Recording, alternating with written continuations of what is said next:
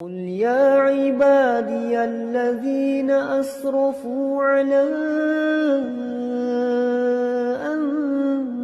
أنفسهم لا تقنطوا من رحمة الله إن الله كان عليكم رقيبا يا أيها الذين آمنوا اتقوا الله وقولوا قولا سديدا يصلح لكم أعمالكم ويغفر لكم ذنوبكم ومن يطع الله ورسوله فقد فاز فوزا عظيما.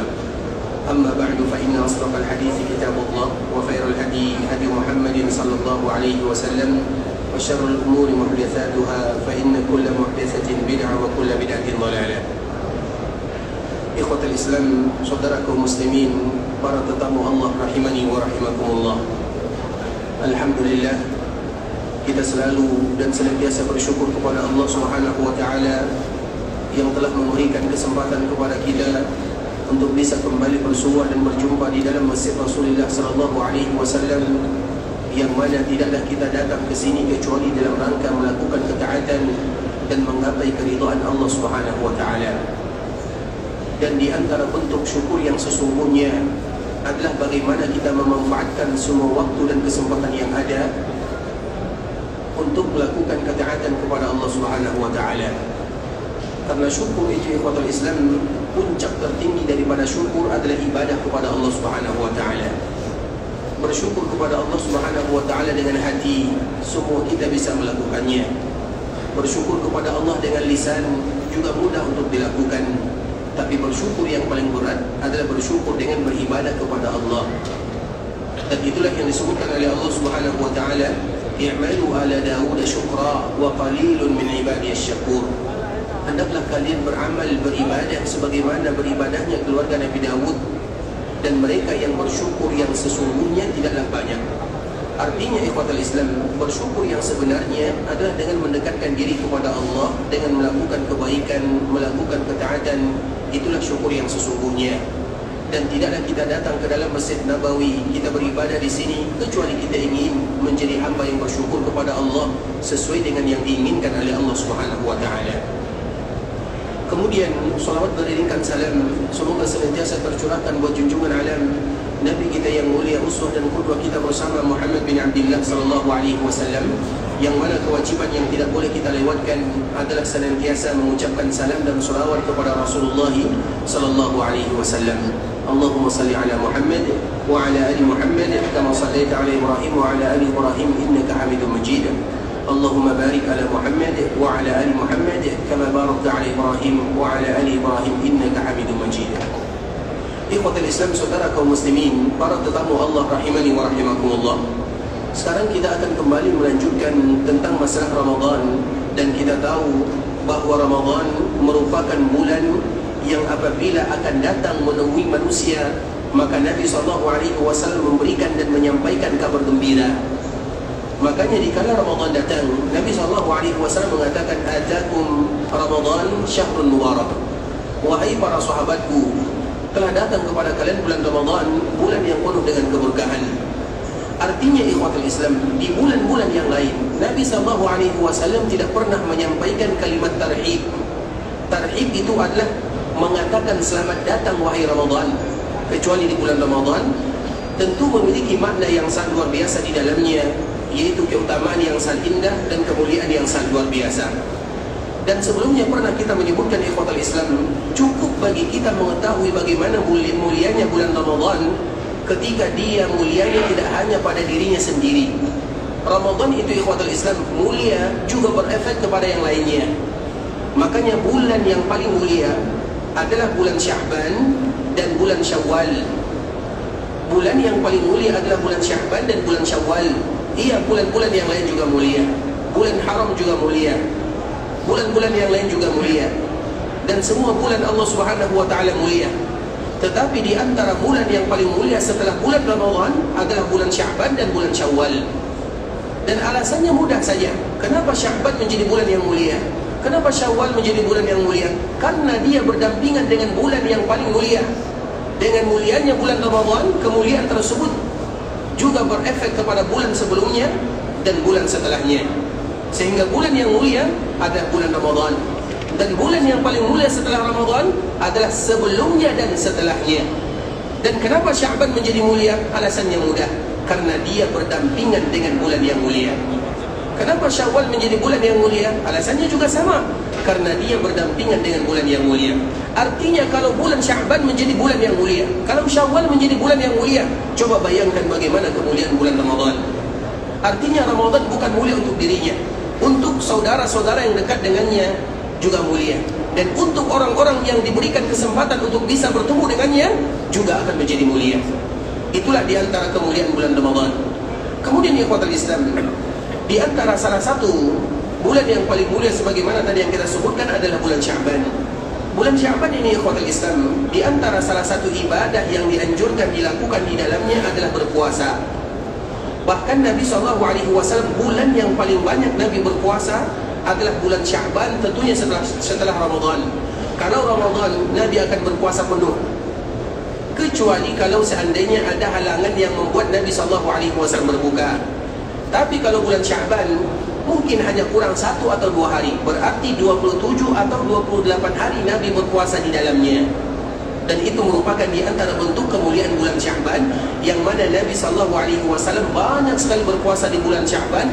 Hampir-hampir puasa yang dilakukan oleh Nabi di bulan Sya'ban full, kecuali 2 atau 3 hari sahaja. Kemudian ikhwatul Islam, nah bulan Sya'ban ini, apabila ada orang yang terbiasa berpuasa, maka silakan mereka berpuasa sebagaimana bulan-bulan biasanya. Seperti misalnya apabila ada orang yang terbiasa berpuasa di hari Senin dan Kamis, maka silahkan dia berpuasa di setiap hari Senin dan Kamis, walaupun itu sampai di akhir bulan Sya'ban, dan walaupun akhirnya itu masih diragukan. Artinya misalnya kaum muslimin masih ragu apakah kita berpuasa hari Kamis dan hari Jumat, dan dia terbiasa berpuasa di hari Kamis, maka di hari Kamis ini tetap boleh bagi dia berpuasa, karena itu merupakan kebiasaannya. Sebagaimana contoh kemarin, misalnya kaum muslim masih ragu apakah puasa hari Senin atau hari Selasa, dan dia terbiasa berpuasa di hari Senin karena puasa hari Senin memang kebiasaannya, maka pada waktu itu boleh bagi dia berpuasa karena kebiasaannya. Bagi mereka yang tidak terbiasa, maka tidak boleh berpuasa. Karena bagi mereka yang tidak biasa berpuasa ikhwatul Islam, apabila memasuki pertengahan Sya'ban, di akhir Sya'ban, maka tidak boleh lagi bagi dia berpuasa karena ketidakbiasaannya. Makanya itulah yang disebutkan oleh Nabi SAW, la yataqaddamanna ahadukum Ramadhan bisawmi yawmin aw yawmain illa an yakuna rajulun kana yasumu sawman falyasum dhalika al-yawm. Tidak boleh ada di antara kalian yang berpuasa 1 hari atau 2 hari sebelum Ramadan. Tidak boleh kita berpuasa 1 hari atau 2 hari sebelum Ramadan bagi mereka yang tidak biasa berpuasa. Tapi bagi mereka yang terbiasa berpuasa, maka silahkan dia berpuasa. Sebagaimana contohnya kemarin, seperti di daerah kita, sebahagian daerah kaum muslimin mereka berpuasa di hari Selasa, dan sebahagian negara mereka sudah berpuasa di hari Senin. Nah, di daerah kita sudah berpuasa atau berpuasa di hari Selasa, apakah di hari Senin boleh bagi kita berpuasa? Apa jawabannya? Hari Senin, apakah masih boleh bagi kita berpuasa? Boleh atau tidak? Boleh bagi mereka yang terbiasa, dan tidak boleh bagi mereka yang tidak biasa. Bagi mereka yang terbiasa, puasa apa namanya? Puasa Senin dan Kamis, karena itu merupakan rutinitasnya. Sedangkan bagi mereka yang tidak berpuasa, maka itu adalah sebuah kemaksiatan, karena hari itu disebut dengan Yaumus Syak, hari di mana kaum muslimin ragu apakah puasa Senin atau Selasa, belum pasti. Kemudian dikala dia berpuasa di sana, maka itu adalah hari-hari yang diragukan dan tidak boleh berpuasa di sana. Kemudian ikhwatul Islam, kita mengetahui Nabi SAW menyebutkan bulan karena Nabi sifatnya tidak pandai baca dan tidak pandai tulis. Dan tidak pandai baca Nabi SAW, tidak pandai tulis, bukan kekurangan untuk Nabi SAW, tapi itu adalah untuk sebuah kelebihan. Karena biasanya, terutama sampai sekarang ikhwatul Islam, orang yang tidak pandai baca dan tidak pandai tulis, itu biasanya mereka memiliki kecerdasan yang luar biasa di atas rata-rata. Dan Nabi lah orang yang paling cerdas di dunia, sehingga Allah menjadikan Nabi tidak pandai baca, tidak pandai tulis, untuk mengangkat kecerdasan Nabi SAW. Makanya ayat-ayat Al-Quran, kalau Nabi SAW mendengarkan 1 kali baca, dan Jibril menyampaikan wahyu, bukan 1 ayat, bukan 2 ayat, kadang-kadang Jibril menyampaikan wahyu 1 surat. 1 surat kadang-kadang ada yang 1 juz, ada yang setengah juz. Dan Nabi SAW dikala disampaikan wahyu langsung dihafal oleh Nabi SAW, dan tidak ada salah sama sekali. Artinya ikhwatul Islam, Nabi tidak pandai baca, tidak pandai tulis. Bukan kurang bagi Nabi, tapi itu kelebihan bagi Nabi. Sehingga Nabi memiliki kecerdasan yang luar biasa. Sehingga setiap kali Nabi menyebutkan, dan diantara salah satunya Nabi menyebutkan bulan, Nabi menyebutkan dengan isyarat. Bulan itu, kata Nabi, karena bentuk Nabi tidak pandai baca, tidak pandai tulis, bulan itu seperti ini. Nabi memberikan isyarat 1, 2, 3. Artinya bulan itu 29. Kemudian di dalam riwayat yang lain, Nabi SAW menyebutkan bulan itu seperti ini. Nabi memberikan isyarat 1, 2, dan 3, artinya 30. Karena bulan Hijriyah, dia tidak akan lebih daripada 30, dan tidak akan pernah kurang dari 29. Bulan Hijriyah tidak ada yang namanya 28, tidak ada yang namanya 31. Bulan Hijriyah kalau tidak 30 maka dia 29. Dan tidak akan pernah semuanya 29, dan tidak akan pernah semuanya 30. Kadang 29, 30. Kadang 30, 29. Begitulah bulan Al-Qamariyah atau bulan Hijriyah. Kenapa demikian ikhwatul Islam? Yang demikian ada hubungannya untuk menentukan kapan kita akan memasuki bulan Ramadan. Dan kemarin telah kita menyinggungnya sedikit ikhwatul Islam. Karena cara yang diajarkan oleh Nabi SAW untuk menentukan bulan Ramadan itu ada dua. Yang pertama disebutkan oleh Allah Subhanahu wa taala, "Faman syahida minkumus syahra falyasum." Barang siapa di antara kalian yang melihat bulan, maka berpuasalah. Siapa yang melihat? Siapa saja bebas. Semua kaum muslimin mereka berhak untuk melihatnya. Tidak ditentukan 1 orang, 2 orang, 3 orang. Namun di zaman sekarang ini, untuk memudahkan, karena kita tidak lagi mengetahui orang yang datang, saya melihat bulan, saya melihat bulan. Karena orang yang bersaksi itu harus orang yang terpercaya. Sehingga untuk memudahkan, maka setiap daerah mereka menentukan siapa yang akan berhak menentukan bulan. Sehingga apabila mereka mengatakan kami menyaksikan bulan, maka semua orang yang ada di daerah tersebut wajib berpuasa. Sehingga ini merupakan di antara cara yang disebutkan oleh Nabi SAW. Jadi cara untuk memasuki bulan Ramadan, apabila sudah memasuki tanggal atau hari 29 Sya'ban, maka di saat itulah baru kita akan melihat.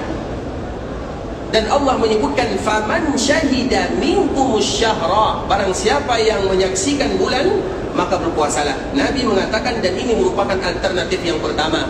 Cara yang pertama di dalam Al-Quran adalah dengan syahida. Syahida itu artinya melihat, memperhatikan.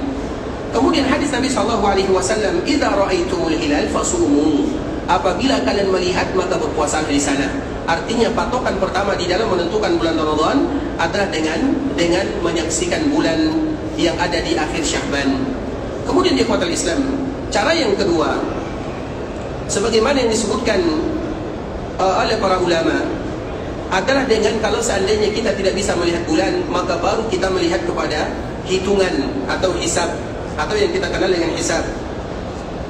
Bagaimana keadaannya? Kemarin telah kita berikan contoh ikhwatul Islam.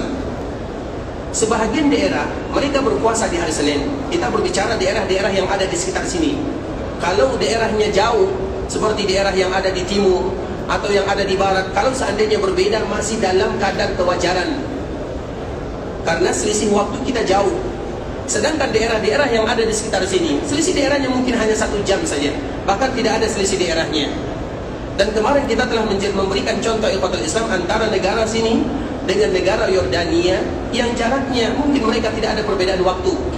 Bahkan kalau kita menggunakan kendaraan pakai mobil dari sini pergi ke sana, itu hanya menggunakan waktu sekitar 7 jam saja. Seperti kita pergi ke Mekah. Kita pergi ke Mekah dari Madinah ke Mekah, waktu yang akan kita habiskan kalau kita menggunakan bis kurang lebih 7 jam, 6 jam atau 7 jam. Nah begitu juga lah kalau kita pergi ke negara sana. Artinya tidak terlalu jauh bedanya. Tapi berbeda. Di sini orang puasanya di hari Senin, di sana orang puasanya di hari Selasa. Padahal mereka waktunya sama, jaraknya juga tidak terlalu jauh. Kenapa demikian ikhwatul Islam?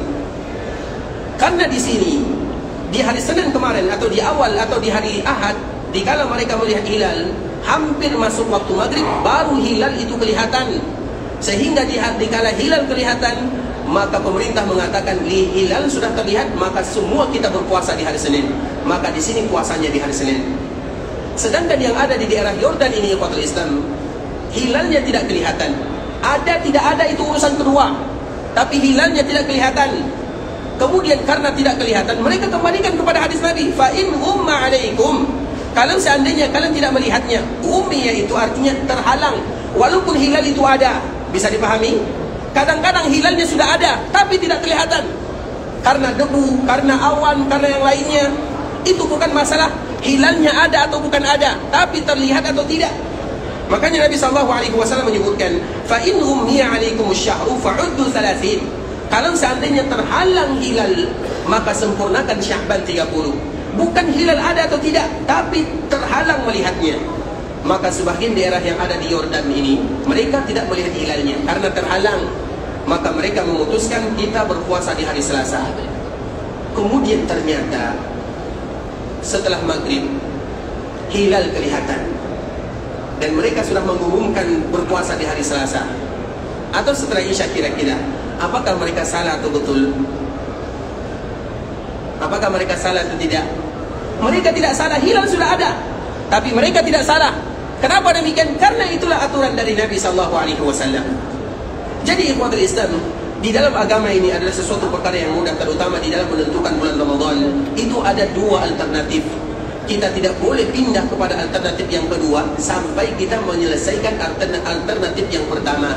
Dan itu bukan hanya untuk menentukan masuknya bulan Ramadan saja, itu juga menentukan kapan terakhirnya Ramadan, dan itu juga menentukan kapan kita melaksanakan ibadah haji.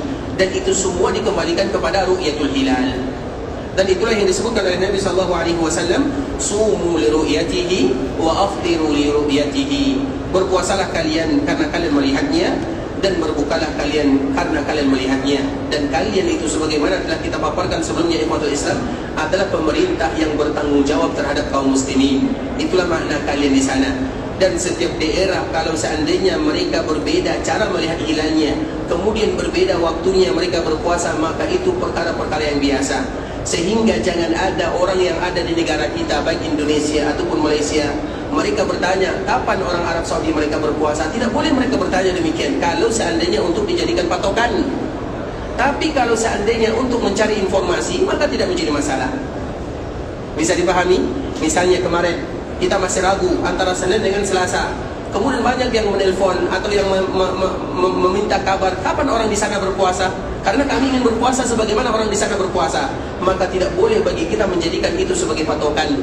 Karena Nabi yang menyebutkan kalau seandainya berbeda matlak antara satu negara dengan negara yang lainnya, maka itu merupakan sesuatu yang disyariatkan di dalam agama. Artinya kedua-duanya boleh dilakukan, dan itu sesuai dengan negara masing-masing. Kalau seandainya terjadi perbedaan antara satu negara dengan negara yang lainnya, maka tidak menjadi masalah.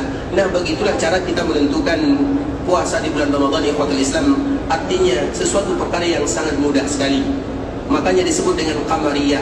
Qamariyah itu artinya adalah qamar, dan qamar itu artinya rembulan. Karena memang rembulan itu merupakan tolak ukur. Tolak ukur kita di dalam beribadah, yang pertama matahari, dan yang kedua rembulan. Karena di zaman terdahulu, ikhwatul Islam, orang tidak kenal dengan alat-alat komunikasi, tidak kenal dengan ini, tidak kenal dengan itu, sehingga semuanya berpatokan dengan bintang, dengan matahari, dengan rembulan. Maka dengan itu pula lah Allah Subhanahu wa taala memberikan kemudahan kepada kita kapan kita akan memasuki bulan Ramadan. Kemudian ikhwatul Islam, apabila kita telah menentukan Ramadan, baik dengan melihat ataupun dengan menyempurnakan Sya'ban 30 hari, maka barulah kita berpuasa di bulan Ramadan. Dikala kita berpuasa di bulan Ramadan, ikhwatul Islam, kemarin telah kita menyebutkan bahwa puasa itu merupakan bagian daripada rukun Islam. Kemudian juga yang dianjurkan bagi kita melakukannya, di samping kita berpuasa di siang harinya, namun kita juga melakukan qiyam di malam harinya. Makanya ada hadis Nabi SAW, man sama Ramadana imanan wa ihtisaban ghufira lahu ma taqaddama min dhanbi. Itu puasanya. Tapi qiyamnya, man qama Ramadana imanan wa ihtisaban ghufira lahu ma taqaddama min dhanbi. Kemudian ada lagi sambungan hadisnya, wa man qama lailatul qadri imanan wa ihtisaban ghufira lahu ma taqaddama min dhanbi. Ada 3 di dalam hadis ini. Yang pertama, barang siapa yang berpuasa. Yang kedua, barang siapa yang qiyam. Yang ketiga, barang siapa yang bersungguh-sungguh mencari Lailatul Qadar karena iman dan penuh perhitungan, maka Allah Subhanahu wa taala akan hapuskan dosanya. Jadi di antara bentuk kita dihapuskan dosanya oleh Allah Subhanahu wa taala bukan hanya berpuasa di siang hari saja, tapi dengan qiyam di malam hari. Karena itu merupakan hadis yang bersambung antara satu dengan yang lainnya. Potongan hadis yang pertama berbunyi man shama ramadhana imanan wa ihtisaban. Potongan hadis yang kedua man qama, sehingga di antara salah satu yang diminta oleh kaum muslimin ketika mereka mendapatkan bulan Ramadan adalah dua, yaitu siam dan qiyam. Makanya di bulan Ramadan ini, ikhwatul Islam, ini nasihat bagi kita bersama. Bulan Ramadan itu adalah bulan Ramadan di mana kita menyibukkan diri dengan ibadah kepada Allah Subhanahu wa taala. Kegiatan-kegiatan yang akan melalaikan kita dari beribadah kepada Allah, selagi bisa bagi kita meninggalkannya, maka tinggalkanlah. Dan kita tidak akan pernah rugi dengannya. Makanya Allah Subhanahu wa taala menggandengkan dua hal yang tidak terpisahkan, antara ibadah dengan rezeki. Allah Subhanahu wa taala tidak pernah memisahkan yang demikian. Kenapa demikian, ikhwatul Islam? Karena biasanya alasan manusia bekerja, terutama di bulan Ramadan, ujung-ujungnya adalah karena rezeki. Karena ini momen kita mencari rezeki, momen di mana rezeki itu bertaburan di mana-mana. Itulah alasan kita semuanya, tidak ada alasan yang lain. Apa alasan kita berdagang, berniaga di bulan Ramadan? Apa alasan kita bekerja di bulan Ramadan? Karena mencari rezeki, itulah alasan kita semuanya. Tapi kita lupa akan ayat Allah Subhanahu wa taala. Kita selalu menghafal ayat Allah Subhanahu wa taala, "Wa ma khalaqtul jinna wal insa illa liya'budun." Tapi apa sambungannya? Apa sambungan ayatnya? Siapa yang hafal? Kita jangan ambil potongan ayat saja, tapi ada sambungannya. Allah menyebutkan, "Wa ma khalaqtul jinna wal insa illa liya'budun." Tapi kita tidak boleh hanya membaca ayat sampai di sini saja. Kemudian apa kata Allah Subhanahu wa taala? "Ma uridu minhum min rizqin wa ma uridu an yut'imun. Innallaha huwar razzaqu dzul quwwatil matin." Coba bayangkan bagaimana Allah Subhanahu wa taala menggabungkan antara ibadah dengan rezeki. Artinya mereka yang beribadah kepada Allah, Allah yang menjamin rezekinya. Kalau Allah yang menjamin rezeki, masalah banyak dan sedikit itu dikembalikan kepada Allah. Karena rezeki itu yang terpenting adalah barokahnya. Banyak orang yang rezekinya banyak tapi tidak ada barokah. Gajinya bisa jadi 1 bulan 20 juta atau 10.000 ringgit misalnya, tapi hutangnya tidak pernah terlepas daripada hutang, padahal gajinya banyak. Ada orang yang hanya mendapatkan 1 juta, 2 juta, 300 ringgit misalnya, tapi tidak ada hutangnya. Itulah mereka yang barokah sesungguhnya. Kami pernah, ya Pak Islam, ini di kampung kami ya, ini kita analogikan. Dia dulu adalah orang yang bebas ya, arti bebas itu sholat tak kapan, puasa tak bagaimana, artinya dia tidak tahu ibadah. Jauh dari Allah Subhanahu wa taala. Gajinya banyak, kerjanya di luar negeri, gaji banyak, puluhan juta. Tapi setiap menerima gaji, dia tidak tahu kemana uangnya pergi. Dan bahkan dia tidak terlepas daripada hutang. Gaji banyak, tidak tahu kemana perginya, hutang selalu. Kemudian pada akhirnya Allah Subhanahu wa taala berikan taufik kepadanya. Dia pun mulai menjaga salatnya. Dia tetap berniaga. Setiap waktu salat masuk, dia tutup tokonya, dia tutup kedainya, dia tutup warungnya. Kemudian di bulan Ramadan, dia fokus beribadah kepada Allah Subhanahu wa taala, sehingga pemasukannya sedikit. Namun apa katanya? Iya Ustaz, pemasukan dia kurang dari 1/4 yang biasa dia dapatkan. Kurang dari 1/4, coba bayangkan, 1/4 kurang. Tapi dia mengatakan, ketika aku mendapatkan kurang dari 1/4 yang biasa aku dapatkan, tapi aku tidak pernah lagi berhutang untuk selama-lamanya. Dan bahkan ada sisa, dan bahkan aku bisa bersedekah dengannya. Kenapa demikian, ikhwatul Islam? Itu janji Allah Subhanahu wa taala. Jangan pernah kita menganggap kalau kita beribadah kepada Allah, rezeki akan kurang. Misalnya kita contohkan di malam tarawih, dikala kita melakukan sholat isya berjamaah bersama kaum muslimin. Biasanya setelah isya, banyak kaum muslimin mereka yang keluar. Kemudian ada yang membuka warungnya, ada yang membuka tokonya. Apa alasannya? Karena ini adalah waktu yang paling bagus untuk berniaga. Mereka lupa, bisa jadi mereka lupa waktu berjamaah bersama kaum muslimin ini adalah waktu-waktu yang paling indah bermunajat dengan Allah Azza wa Jalla. Anggapan mereka dengan membuka warungnya, dengan bekerja, dengan berniaga, banyak dapat untungnya. Itu menurut mereka, tapi tidak demikian menurut Allah Subhanahu wa taala. Makanya ayat ini berbunyi, ikhwatul Islam, "Wa ma khalaqtul jinna wal insa illa liya'budun, ma uridu minhum min rizqin wa ma uridu an yut'imun." Karena biasanya yang menjadi masalah kita itu adalah rezeki, uang, masalah dunia itu semuanya. Gara-gara itulah semua kita lalai dari Allah Subhanahu wa taala. Makanya ada sebuah kisah yang paling indah ikhwatul Islam, semoga memberikan manfaat. Nabi Musa alaihissalam, dia pernah bertanya kepada Allah, ya Allah, bagaimana engkau memberikan hamba-Mu rezeki? Nabi Musa ingin tahu. Dan pertanyaan seperti ini bukan berarti Nabi Musa tidak yakin kalau Allah Subhanahu wa ta'ala telah menuliskan rezeki hambanya semuanya, tidak akan pernah berkurang sebagaimana tidak akan pernah bertambah. Sama dengan Nabi Ibrahim. Di antara pertanyaan Nabi Ibrahim kepada Allah, Rabbi arini, ya Allah, perlihatkan kepadaku kaifa tuhyil mauta, bagaimana engkau kembali menghidupkan orang yang sudah meninggal. Bukan berarti Nabi Ibrahim tidak percaya kalau orang yang sudah meninggal dibangkitkan oleh Allah, bukan. Tapi karena ingin lebih yakin lagi. Karena keyakinan itu ada beberapa derajat. Yang pertama disebut dengan ilmu yakin, kita tahu ilmunya sudah ada. Yang kedua ainul yakin, dan yang ketiga hakul yakin. Jadi yakin itu ada tiga, ilmunya, ainul yakinnya, hakul yakinnya. Nabi Ibrahim bertanya kepada Allah, ya Allah, bagaimana cara engkau kembali menghidupkan manusia? Bukan berarti Nabi Ibrahim tidak percaya akan hari kebangkitan, tapi ingin kepada hakul yakin dan ainul yakin. Perlihatkan kepadaku dengan mataku, perlihatkan kepadaku. Begitu juga dengan pertanyaan Nabi Musa. Nabi Musa bertanya, ya Allah, bagaimana engkau memberikan rezeki kepada seorang hamba? Agar kita tahu, karena inilah masalah terbesar kaum muslimin. Gara-gara rezeki, mereka menganggap dengan mereka bekerja siang dan malam banyak rezekinya, padahal salah. Mereka yang beribadah kepada Allah, mereka lah yang paling banyak rezekinya. Karena banyak itu bukan masalah kuantitasnya, tapi kualitasnya. Makanya Nabi Musa bertanya, ya Allah, bagaimana cara engkau memberikan rezeki? Bukan berarti Nabi Musa tidak percaya, tapi ingin memastikan dan melihat secara nyata. Maka apa kata Allah Subhanahu wa ta'ala? Wahai Musa, tidakkah engkau melihat ada batu besar di depan dia? Ditemukan di depan Nabi Musa ada batu yang sangat besar. Kemudian apa kata Allah? Pukulkanlah tongkatmu kepada batu tersebut. Maka Nabi Musa memukulnya. Dan pukulan Nabi Musa ini tentunya pukulan, satu kali pukulan tongkat yang terbuat dari kayu memukul batu, batu tidak akan pecah kalau menurut kita. Tapi kalau Allah sudah memerintahkan, maka mudah pecahnya. Karena yang diinginkan oleh Allah dari seorang hamba adalah bagaimana mereka berusaha, hasilnya diserahkan kepada Allah Subhanahu wa ta'ala. Sama dengan Maryam, ikhwatul Islam, ibunda Maryam, ketika dia melahirkan, maka tidak ada orang di sana satupun. Dan dia melahirkan di musim panas. Ingat, Nabi Isa itu lahir di musim panas, bukan di musim dingin. Apa buktinya?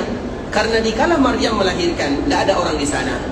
Orang yang melahirkan biasanya lemah, tidak kuat, dan tidak ada makanannya. Kemudian bagaimana cara Allah memberikan makan kepada Maryam? Wa uzzi ilaiki bijiz'in nakhlah tusaqit 'alaiki rutaban. Wahai Maryam, sandarkan punggungmu, karena kebetulan Maryam bersandar kepada pohon korma. Goyangkan sedikit, artinya tempelkan punggungmu kepada pohon korma. Maka secara otomatis korma itu bisa jatuh secara sendirinya. Rutaban janiyah, maka akan datang kepada murtab. Rutab itu adalah kurma yang basah. Karena kurma yang basah itu ikhwatul Islam, apabila ada di antara kita, istri kita, saudari kita, sanak famili yang perempuan melahirkan, makanan yang paling bagus setelah melahirkan adalah rutab. Makanan yang paling bagus adalah rutab, sebagaimana Allah memberikan rutab kepada Maryam alaihissalam. Nah, kita perhatikan ikhwatul Islam, Maryam menggoyang atau menyandarkan punggungnya ke pohon korma. Sekuat apa yang bisa dia lakukan? Sedikit saja. Tapi Allah menginginkan usaha darinya. Dan Allah Subhanahu wa ta'ala bisa langsung mendatangkan kepadanya makanan. Datang makanan kepadanya tanpa ada usaha. Tapi bukan itu yang diinginkan oleh Allah. Allah menginginkan ada usaha, hasilnya diserahkan kepada Allah. Makanya kita lihat ada orang yang bekerja 1 jam 1 hari, tapi dia menghasilkan uang yang banyak sekali. Ada orang yang bekerja 28 jam 1 hari. Ada? Banyak. Bekerja di 2 tempat dalam 1 waktu. Bukankah bisa jadi 28 jam? Tapi gajinya sedikit saja. Artinya apa ikhwatul Islam? Hasilnya itu dikembalikan kepada Allah Azza wa Jalla. Makanya kami paling iri kepada orang-orang yang ada di sini. Orang yang ada di sini ikhwatul Islam, jadwal sebenarnya itu jam 8 sampai jam 2. Itu jadwal sebenarnya. Berarti tidak boleh lebih dari jam 2. Jam 2 semuanya harus pulang. Tapi biasanya jam 8 itu baru datangnya. Belum lagi minum-minum kopi, belum lagi makan-makan roti yang besar. Akhirnya masuk-masuk baru jam 9. Jam 10 istirahat lagi. Kemudian zuhur, solat lagi. Jam 1 sudah selesai. Coba berapa jam dia kerja? Sedikit saja, tapi gajinya luar biasa. Kalau kita sebutkan Allahu Akbar. Dengan pekerjaan yang demikian ikhwatul Islam, kadang-kadang kalau kita rupiahkan hampir gaji satu orang yang biasa-biasa itu 30 jutaan. Artinya apa? Itu bukan datang dari manusia. Allah hanya memerintahkan kita berusaha. Semakin kuat kita beribadah, semakin tinggi tawakalnya, semakin Allah mudahkan bagi kita merasa qanaah di dalam kehidupan dunia. Makanya ikhwatul Islam, kita kembalikan lagi kepada Nabi Musa. Nabi Musa diperintahkan untuk memukul batu. Tidak mungkin batu itu pecah dengan tongkat yang terbuat dari kayu, tidak mungkin. Tapi itu adalah bentuk Allah memerintahkan Nabi Musa, ada usahanya. Kemudian dipukulkan, pecah batu tersebut. Kemudian setelah pecah, Nabi Musa tidak memperhatikan apa-apa di dalamnya. Kemudian setelahnya Allah kembali mengatakan, pukul lagi wahai Musa. Maka Nabi Musa kembali memukulnya. Dipukul lagi, sudah 2 kali. Belum juga kelihatan sesuatu yang ada di dalamnya. Kemudian Allah kembali mengatakan pukul lagi. Dan ini yang ketiga kalinya. Dikala dipukul ikhwatul Islam, maka terpecahlah menjadi 2 batu tersebut. Dikala terpecah batu ini, di dalamnya ada ulat. Kita tahu ulat? Dan ulat ini sedang makan. Pertanyaannya, dari mana makanannya? Dari mana? Dia hidup di dalam batu yang tidak ada air, tidak ada makanan. Tapi Nabi Musa memperhatikan dia sedang makan. Maka Allah mengatakan kepada Nabi Musa, wahai Musa, perhatikanlah bagaimana ulat ini bisa makan. Dari mana datang makanannya? Dari Allah Subhanahu wa ta'ala. Artinya ikhwatul Islam, kita semuanya tahu di antara salah satu bentuk keimanan adalah beriman kepada qada dan qadar. Dan kita juga semua tahu hadis Abdullah bin Mas'ud radhiyallahu taala anhu, bahwa ketika kita berumur 4 bulan di dalam perut ibu kita ikhwatul Islam, maka ada malaikat yang sudah mulai mencatat. Apa yang dia catat? Umurnya, rezekinya, keadaannya. Artinya salah satu yang ditentukan oleh Allah adalah rezeki. Sehingga kalau seandainya kita tahu rezeki kita sudah dicatat, semakin maksimal pun kita bekerja, rezeki kita tidak akan bertambah. Kita kurangi kita bekerja, rezeki kita tidak akan berkurang. Kalau kita tahu yang demikian, bukan berarti tidak berusaha. Maka apa gunanya kita melelahkan diri untuk sesuatu yang sudah ditentukan oleh Allah Subhanahu wa ta'ala, kemudian kita meninggalkan sesuatu yang diwajibkan bagi kita untuk melakukannya. Dan salah satunya ada di bulan Ramadan.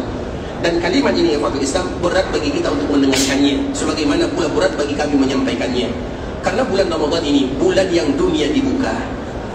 Kalau sudah bulan Ramadan, itu semuanya terbuka. Terutama masalah uang itu berputar dengan cepat. Yang berdagang akan laris dagangannya. Yang membuat apapun yang dijual akan laris. Es pun dijual. Ais, atau tahu ais? Itu batu air yang disejukkan. Itu pun dijual akan laris. Coba demikianlah keadaannya. Disitulah ujian dari Allah Subhanahu wa ta'ala kepada kaum muslimin. Apakah mereka bisa memanfaatkan untuk siam di siang harinya dan qiyam di malam harinya. Tinggal bagaimana kita ikhwatul Islam melatih diri. Makanya apapun kesibukan yang membuat kita lalai dari Allah Subhanahu wa ta'ala, kalau kita tidak bisa meninggalkannya, paling tidak kita menguranginya. Sehingga di siang harinya kita bisa untuk berpuasa sambil baca Quran, atau untuk memanfaatkan yang lainnya. Dan juga di malam harinya kita bisa mendengarkan ayat-ayat Allah Subhanahu wa ta'ala dan bermunajat, bermohon, meminta ampun kepada Rabbul Izzati wal Jalalah. Ikhwatul Islam, saudara kaum muslimin, para tetamu Allah rahimani wa rahimakumullah. Sampai di sini pembahasan yang bisa kami sampaikan. Yang benar dari Allah Subhanahu wa ta'ala, yang salah dari diri kami pribadi, karena kurangnya ilmu kami, karena kebodohan, dan karena kejahilan kami serta ketidaktahuan kami. Kami mohon dimaafkan kalau ada kata-kata yang salah, kalimat-kalimat yang silap kami dalam menyampaikannya. Dan insya Allah keesokan hari kita akan kembali menyambung, dan kita akan membahas tentang masalah qiyam di bulan Ramadan, ibadah-ibadah apa saja, serta bagaimana tata caranya kita melakukan qiyam di malam bulan Ramadan. Sekarang kita beralih kepada sesi yang kedua. Kalau seandainya ada di antara kita yang bertanya, maka kami persilakan. Wallahu ta'ala alam. Silakan sebentar ya. Baik.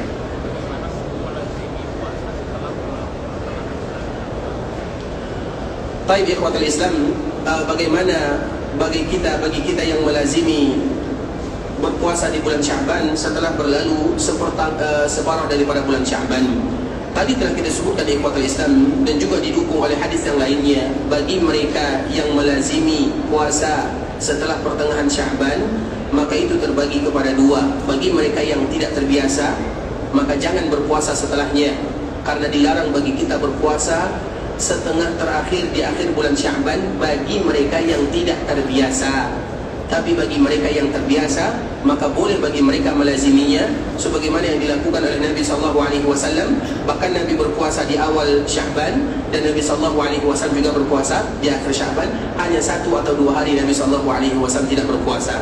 Kemudian juga ikhwatul Islam, ada hadis dari Nabi SAW, apabila pertengahan Sya'ban sudah datang, maka Allah Subhanahu wa ta'ala akan berikan ampunan kecuali kepada dua.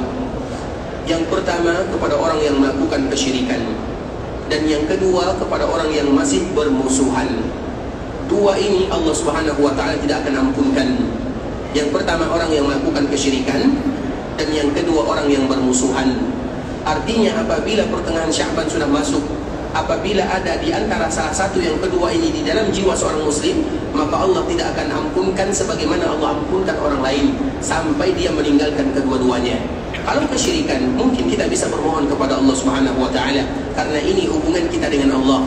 Tapi kalau masalah permusuhan, betapa banyak di antara kaum muslimin yang mereka masih menaruh dendam kepada saudaranya, tetangganya, karib kerabatnya, teman sejawatnya, dan orang-orang lain. Maka di saat itulah kita berusaha untuk membersihkan hati agar kita termasuk orang yang diampunkan oleh Allah Subhanahu wa ta'ala. Baik, yang tadi silakan.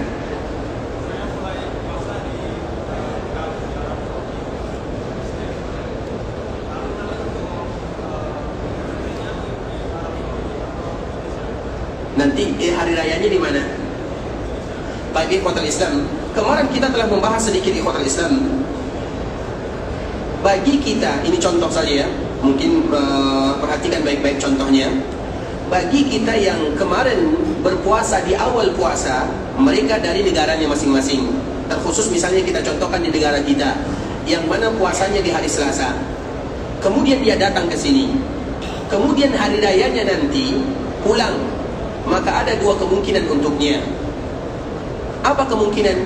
Bisa jadi dia berpuasa 28 atau 29. Bisa dipahami?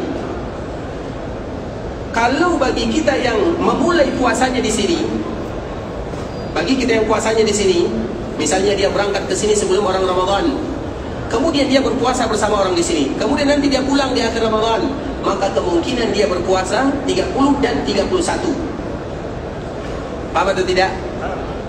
Paham? Baik. Kalau mereka yang berpuasa 30, aman.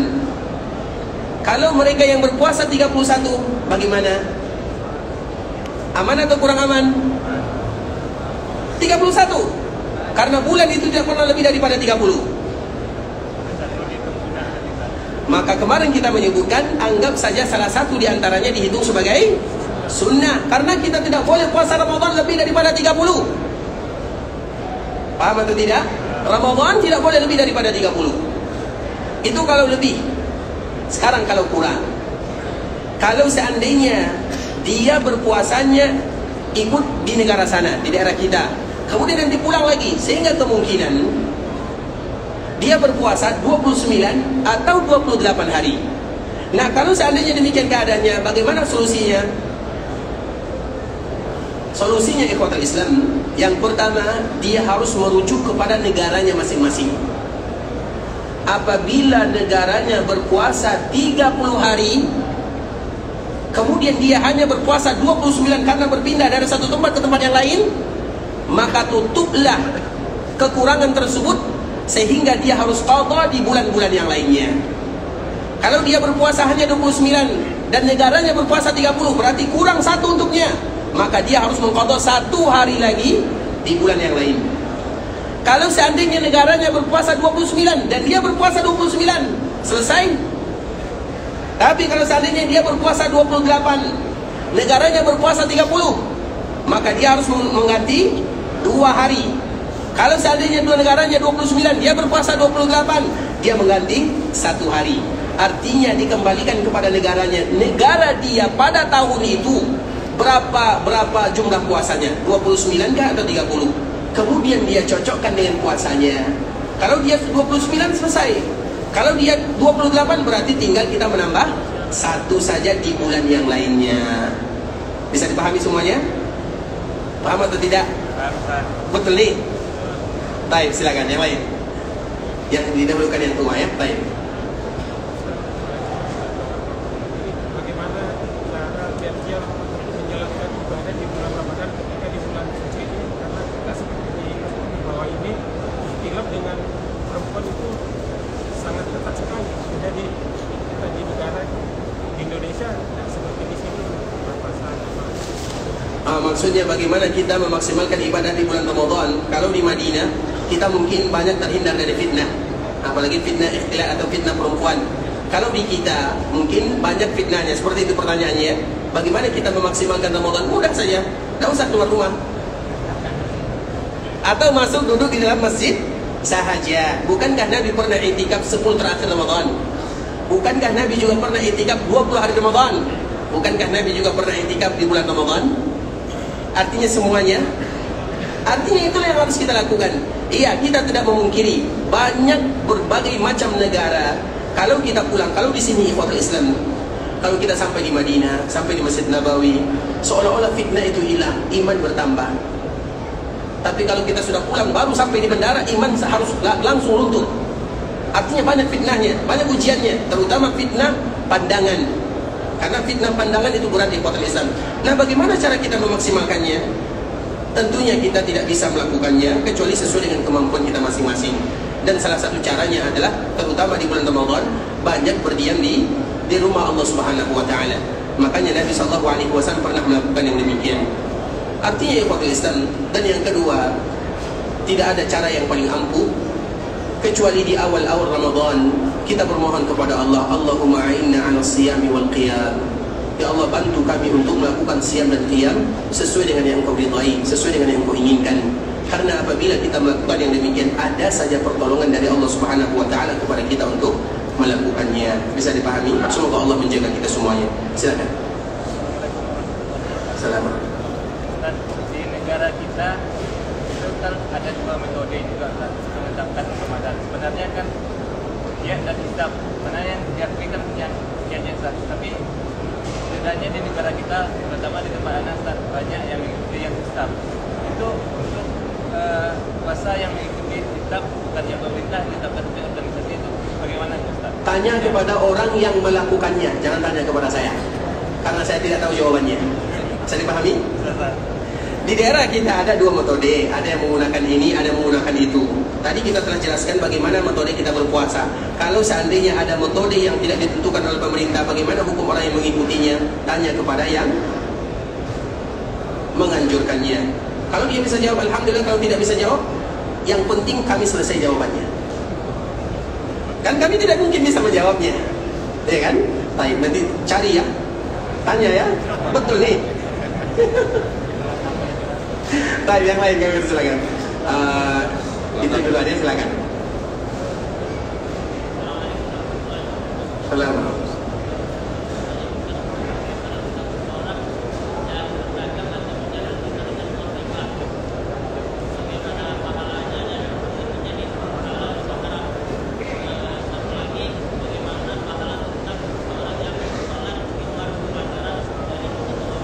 Baik, barakallah. Waalaikumsalam, barakallahu fikum. Untuk pertanyaan yang kedua kita dahulukan ya. Untuk pertanyaan yang kedua berkaitan dengan masalah pelataran Masjid Nabawi. Pelataran Masjid Nabawi ini, ikhwatul Islam, apakah dia terhitung sebagai Masjid Nabawi atau tidak? Apa jawabannya? Pelataran di luar Masjid Nabawi itu yang mana? Apakah yang di dalam sini atau yang di luar? Atau kedua-duanya? Yang mana? Kedua-duanya atau yang di dalam saja? Kedua-duanya. Berarti yang di luar juga masuk. Tayyib, ketika kita masuk ke dalam masjid, dianjurkan bagi kita mendahulukan kaki kanan. Kapan kita mendahulukan kaki kanan? Di pintu sini atau di pintu luar? Di sini. Berarti sini masuk masjidnya. Berarti tidak masuk di luar. Tayyib, dikala kita masuk masjid kita harus berdoa. Iya atau tidak? Kapan kita berdoa? Di pagar luar sana atau di pintu sini? Berarti kita menganggap bahwa Masjid Nabawi itu hanya bagian dalam sini. Berarti di luar tidak masuk bagian Masjid Nabawi. Itu belum jawabannya. Ini masih yang biasa kita lakukan. Nah, biasanya kaum muslimin ini kalau mereka memasuki masjid, kapan mereka menganggap dirinya masuk masjid? Apakah di pagar sana atau di pintu sini?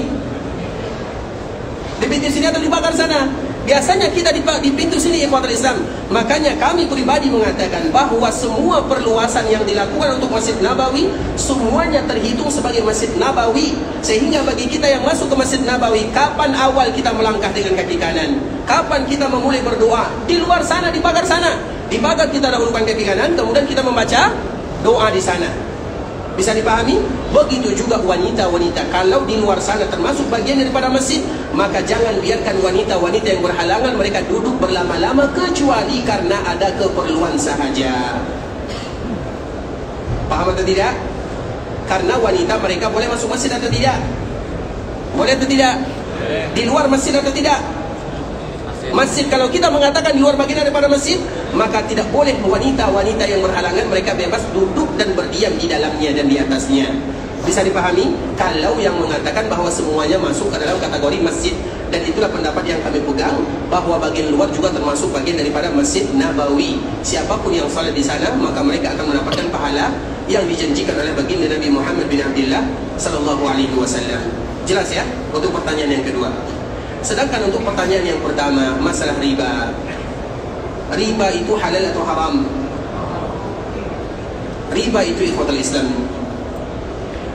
kita sebutkan riba, ancamannya dulu ya. Riba ada 4 ancamannya. Yang pertama di dunia. Di dunia apa ancamannya? Mereka seolah-olah berperang dengan Allah dan Rasulnya. Artinya tidak akan ada orang yang menang berperang dengan Allah dan Rasulnya.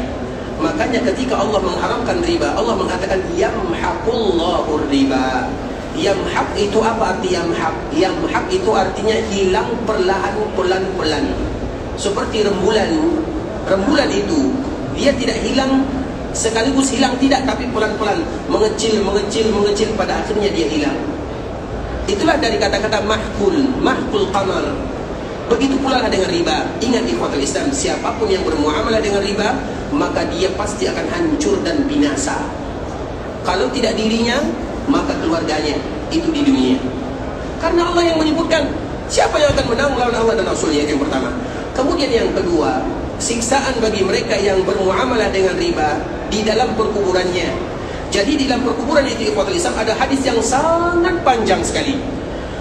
Ketika Nabi SAW ini di dalam mimpi Nabi SAW, dan semua kejadiannya ada di alam barzakh, artinya di perkuburan.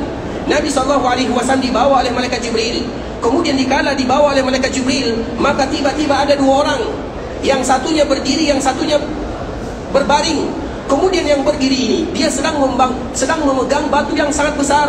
Kemudian dipukulkan kepada orang yang sedang berbaring, sehingga pecah dan hancur kepalanya. Kemudian batu ini menggiling ke sana ke sini, menggiling ke sana ke sini. Kemudian setelahnya, kepala yang hancur tadi kembali pulih. Kemudian batu ini kembali diambil, dipecahkan lagi. Itu yang selalu dilihat dan terjadi dan diperhatikan oleh Nabi. Maka Nabi bertanya, "Mahadan?" Apa ini wahai Jibril? "Intalik, intalik, intalik." Tidak usah bertanya wahai Muhammad. Pergi kamu, pergi. Ayo kita pergi. Tidak usah bertanya. Maka Nabi pun tidak bertanya. Kemudian setelahnya, ada lagi 2 orang di sungai. Yang sungai itu adalah sungai darah. Yang satu berenang, yang satu berada di bagian pinggirnya. Yang berenang ini ingin selalu pergi ke bagian tepinya. Sesampainya di pinggir sungai, maka yang tadi berada di pinggir sungai memasukkan batu ke dalam mulutnya. Kemudian dimakanlah oleh orang tersebut, maka hancur kerongkongannya, hancur khususnya lambungnya, semua anggota tubuhnya hancur. Kemudian dia kembali berenang. Maka Nabi kembali bertanya, "Mahadan, apa ini?" Maka Jibril mengatakan, "Intalik, intalik, intalik." Ayo kita berangkat, ayo kita berangkat. Kemudian banyak lagi yang dilihat oleh Nabi SAW. Kemudian di akhir cerita, maka Jibril menafsirkan kepada Nabi, "Wahai Muhammad, adapun 2 orang yang pertama, yang satu berdiri, yang satu berbaring. Yang berbaring ini dihancurkan kepalanya dengan batu besar. Itu di alam barzakh kejadiannya. Adalah mereka yang meninggalkan salat. Mereka tidur di saat orang salat. Dan mereka yang meninggalkan Al-Quran. Itu balasannya di perkuburan." Yang kedua, orang yang tadi berenang dan yang tadi satunya di pinggir, kemudian ingin ke tepi tidak bisa, selalu dimasukkan batu ke dalam mulutnya.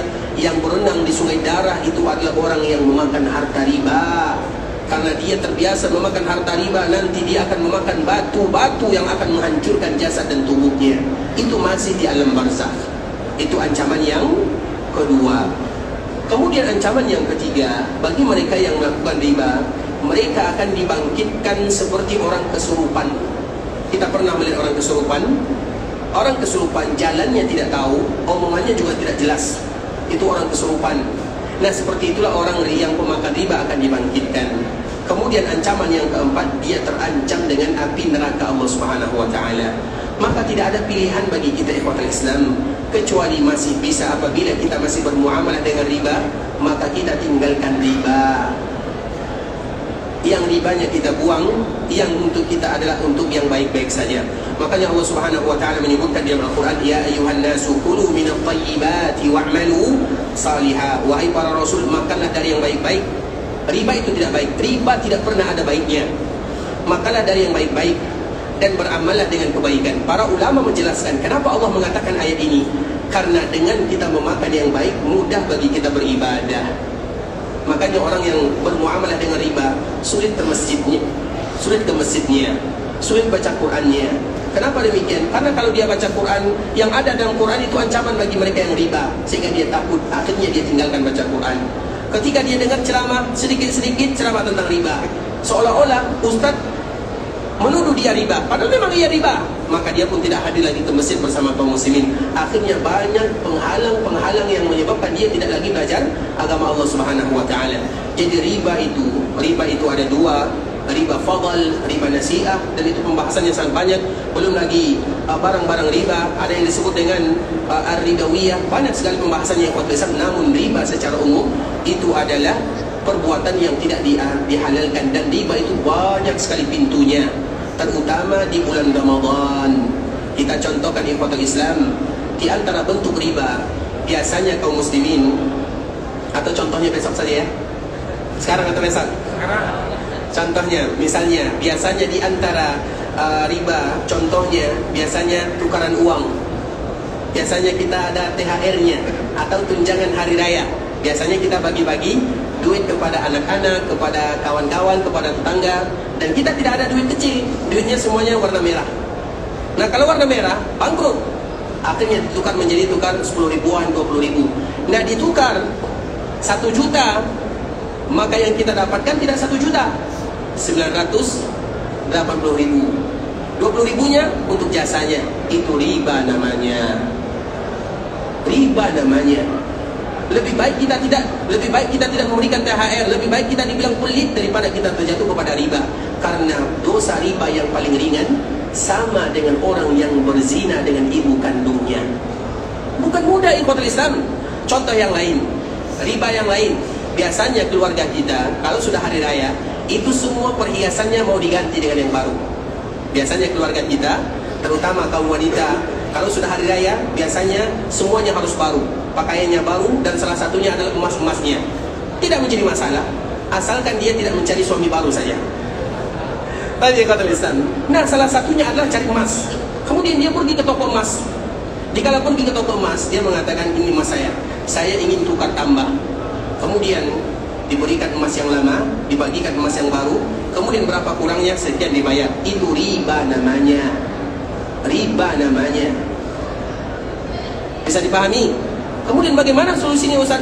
Yang lama ini jual dulu, ambil uangnya, kemudian beli yang baru. Padahal mudah saja ya kuatul Islam. Perbedaannya sedikit saja. Contoh yang lain, di sini misalnya kurma atau beras. Karena beras itu termasuk al-amwal ar-ribawiyah.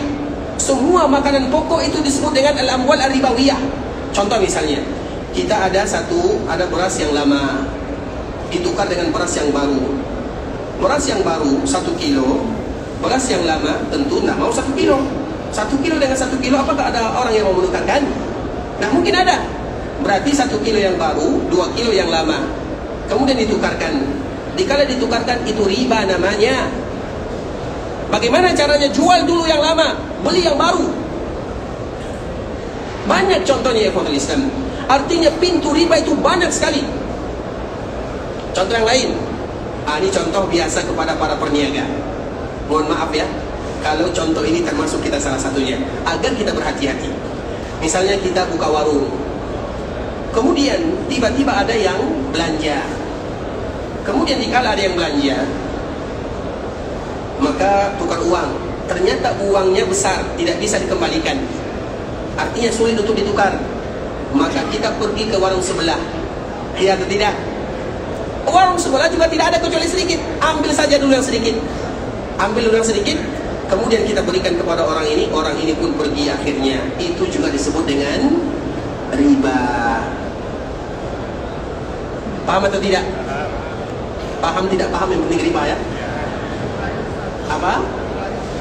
Yang terakhir tidak paham. Karena tidak paham nanti besok kita sambung. Hah? Baik.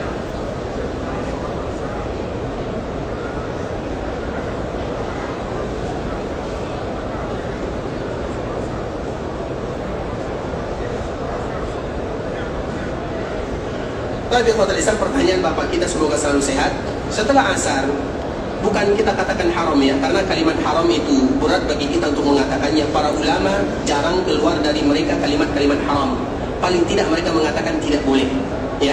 Jadi kalimat haram. Nah, salah satunya yang tidak boleh itu adalah dikala kita salat sunat mutlak setelah subuh dan setelah asar. Ingat baik-baik, yang tidak boleh itu adalah salat sunat mutlak. Misalnya kita salat asar atau salat subuh, kemudian kita masih menetap di masjid. Apa ibadah yang baca Quran sudah, ngaji sudah, ini sudah, berdoa sudah, apalagi yang harus kita lakukan? Salat. Nah, salat yang tidak ada namanya disebut dengan salat sunat mutlak, tidak boleh dilakukan di waktu ini. Setelah subuh sampai matahari terbit, setelah asar sampai matahari terbenam. Tapi kalau kita keluar, kita masuk lagi, ada tidak nama salatnya? Tahiyatul masjid, salat sunat wudu, atau salat sunat yang lainnya. Yang penting apabila ada namanya boleh. Tapi kalau tidak ada namanya maka tidak boleh. Maka disebut dengan salat sunat mutlak. Baik, silakan yang terakhir ya. Baik. Assalamualaikum.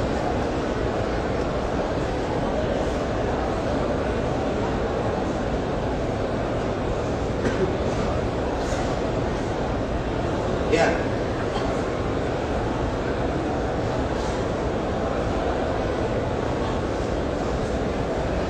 Tadi Khotul Islam ini pertanyaan terakhir ya. Puasa sunat itu ada tingkatannya. Yang pertama adalah puasa Ashura. Yang kedua adalah puasa Senin Kamis. Yang ketiga ditambah lagi puasa Ayyamul Bid. Dan yang terakhir adalah puasa Nabi Daud. Apabila seseorang melakukan puasa Nabi Daud satu hari puasa, satu hari tidak, maka semua puasa sunat yang lainnya cancel. Bisa dipahami? Semua puasa sunat yang lainnya cancel. Karena itu yang terbaik. Berarti yang lain cancel semuanya. Contohnya misalnya kita terbiasa puasa Senin Kamis dan kita sudah melakukan puasa Daud, jangan lagi diperhatikan puasa Senin Kamis sudah, karena sudah tergantikan dengan puasa Nabi Daud. Karena itulah yang terbaik. Dan di sini tentu ada hadis yang sangat panjang sekali, karena kita tidak bisa membacakannya. Besok disambung lagi ya. Dan berarti ada dua besok yang kita sambung ya. Yang tadi contoh riba yang terakhir, kemudian masalah puasa Nabi Daud dan bagaimana asbab urutnya. Dan semoga Allah Subhanahu wa taala menerima amal ibadah kita semuanya. Allah kabulkan doa-doa kita. Bagi kita yang ingin pergi ke Makkah Al-Mukarramah, semoga dijadikan umrahnya adalah umrah yang mabrurah wa sa'yan mashkura wa dhanban maghfura.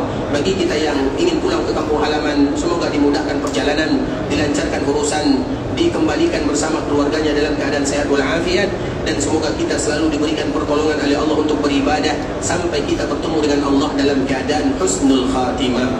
Kita tutup dengan doa kafaratul majlis. Subhanakallahumma bihamdika asyhadu an la ilaha illa anta astaghfiruka wa atubu ilaik. Wa sallallahu wa sallim ala nabiyyina wa habibina wa khalilina wa sayyidina Muhammadin wa ala alihi wa sahbihi wa sallam tasliman katsiran. Assalamualaikum warahmatullahi wabarakatuh.